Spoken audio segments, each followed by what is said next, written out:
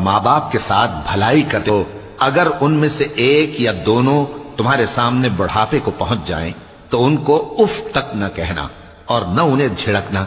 اور ان سے بات ادب کے ساتھ کرنا، اور عجز و نیاز سے ان کے آگے جھکے رہو اور ان کے حق میں دعا کرو کہ اے پروردگار، جیسا انہوں نے مجھے بچپن میں شفقت سے پرورش کیا ہے تو بھی ان کے حال پر رحمت فرما، جو کچھ تمہارے دلوں میں ہے تمہارا پروردگار اس سے بخوبی واقف ہے، اگر تم نیک ہوگے تو وہ رجوع لانے والوں کو بخش دینے والا ہے۔ اور رشتہ داروں اور محتاجوں اور مسافروں کو ان کا حق ادا کرو، اور فضول خرچی سے مال نہ اڑاؤ کہ فضول خرچی کرنے والے تو شیطان کے بھائی ہیں، اور شیطان اپنے پروردگار کی نعمتوں کا کفران کرنے والا یعنی ناشکرا ہے۔ اور اگر تم اپنے پروردگار کی رحمت یعنی فراخ دستی کے انتظار میں جس کی تمہیں امید ہو ان مستحقین کی طرف توجہ نہ کر سکو تو ان سے نرمی سے بات کہہ دیا کرو، اور اپنے ہاتھ کو نہ تو گردن سے بندھا ہوا یعنی بہت تنگ کر لو کہ کسی کو کچھ دو ہی نہیں، اور نہ بالکل کھول ہی دو کہ سبھی کچھ دے ڈالو، اور انجام یہ ہو کہ ملامت زدہ اور حسرت زدہ ہو کر بیٹھ جاؤ۔ بے شک تمہارا پروردگار جس کی روزی چاہتا ہے فراخ کر دیتا ہے، اور جس کی روزی چاہتا ہے تنگ کر دیتا ہے، وہ اپنے بندوں سے خبردار ہے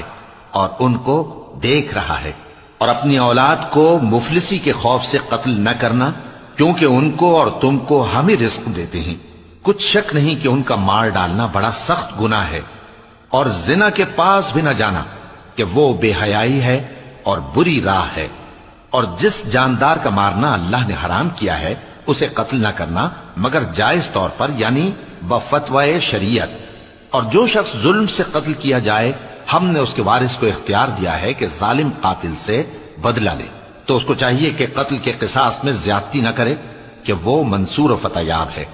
اور یتیم کے مال کے پاس بھی نہ پھٹکنا مگر ایسے طریق سے کہ بہت بہتر ہو، یہاں تک کہ وہ جوانی کو پہنچ جائے، اور عہد کو پورا کرو کہ عہد کے بارے میں ضرور پرسش ہوگی۔ اور جب کوئی چیز ناپ کر دینے لگو تو پیمانہ پورا بھرا کرو، اور جب تول کر دو تو ترازو سیدھی رکھ کر تولا کرو، یہ بہت اچھی بات اور انجام کے لحاظ سے بھی بہت بہتر ہے۔ اور اے بندے، جس چیز کا تجھے علم نہیں اس کے پیچھے نہ پڑ کہ کان اور آنکھ اور دل ان سب اعضاء کے بارے میں ضرور باز پرس ہوگی۔ اور زمین پر اکڑ کر اور تن کر مت چل کہ تو زمین کو پھاڑ تو نہیں ڈالے گا اور نہ لمبا ہو کر پہاڑوں کی چوٹی تک پہنچ جائے گا۔ ان سب عادتوں کی برائی تیرے پروردگار کے نزدیک بہت ناپسند ہے۔ اے پیغمبر،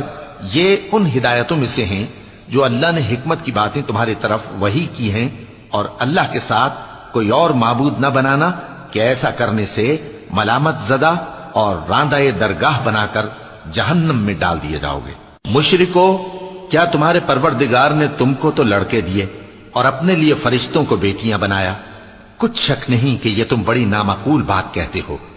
اور ہم نے اس قرآن میں طرح طرح کی باتیں بیان کی ہیں تاکہ لوگ نصیحت حاصل کریں، مگر وہ اس سے اور بدک جاتی ہیں۔ کہہ دو کہ اگر اللہ کے ساتھ اور معبود ہوتے جیسا کہ یہ کہتے ہیں تو وہ ضرور عرش والے کی طرف لڑنے بھیڑنے کے لیے رستہ نکالتے، وہ پاک ہے، اور جو کچھ یہ بکواس کرتے ہیں اس سے اس کا رتبہ بہت عالی ہے۔ ساتوں آسمان اور زمین اور جو لوگ ان میں ہیں سب اسی کی تسبیح کرتے ہیں، اور مخلوقات میں سے کوئی چیز نہیں مگر اس کی تعریف کے ساتھ تسبیح کرتی ہے، لیکن تم ان کی تسبیح کو نہیں سمجھتے۔ بے شک وہ بردبار ہے، غفار ہے۔ اور اے نبی، جب تم قرآن پڑھا کرتے ہو تو ہم تم میں اور ان لوگوں میں جو آخرت پر ایمان نہیں رکھتے چھپا ہوا پردہ یعنی حجاب ڈال دیتے ہیں، اور ان کے دلوں پر بھی پردے ڈال دیتے ہیں کہ اسے سمجھ نہ سکیں، اور ان کے کانوں میں ثقل پیدا کر دیتے ہیں۔